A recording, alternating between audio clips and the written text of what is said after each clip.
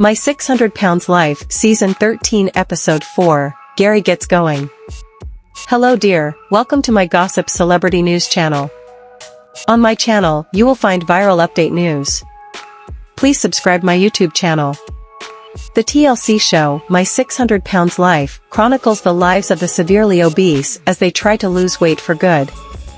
Each episode of the reality TV show features a different individual and their unique journey. This week, we meet a man named Gary, who's completely confined to his bed.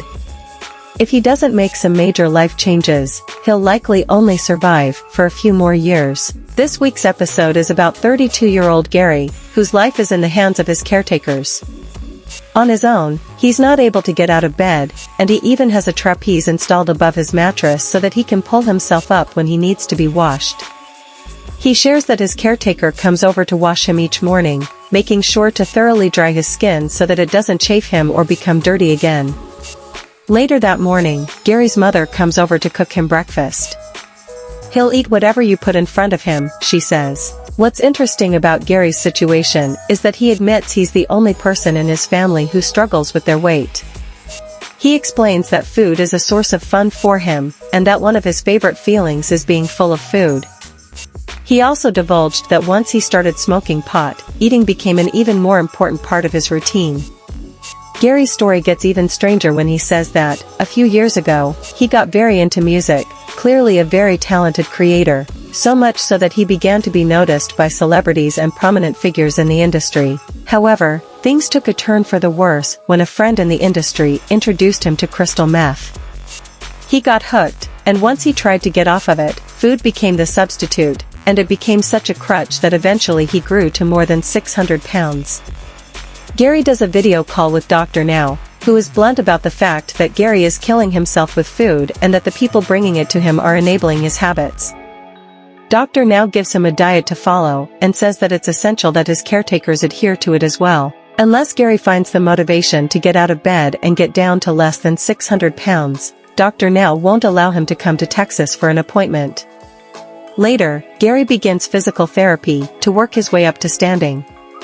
At the 3-month mark, he's able to stand with a walker, but he tells Dr. Now he hasn't been very motivated to actually walk, so Dr. Now tells him he needs to get serious about his eating habits and lose 100 pounds in a month. This time, Dr. Now's words seem to hit home for him, and Gary tells the cameras he understands how this is truly his last chance. Finally, Gary makes it to Dr. Now's office for an in-person visit. He weighs in at 764 pounds, a disappointing result.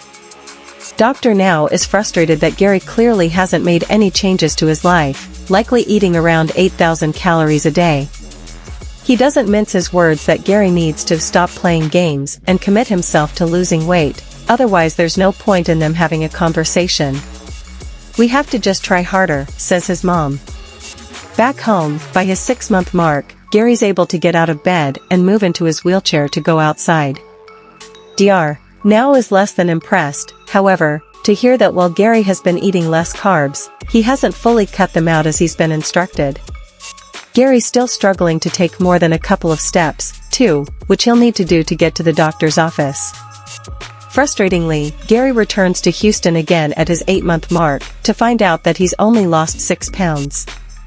Dr. Now gives him one last chance, before he says he'll refuse to work with him anymore. In the end, however, Gary only loses 10 pounds in the course of 2 more months. Dr. Now is at his wit's end, saying that if Gary won't comply with his most basic instructions, then there's nothing more he can do for him. Though Dr.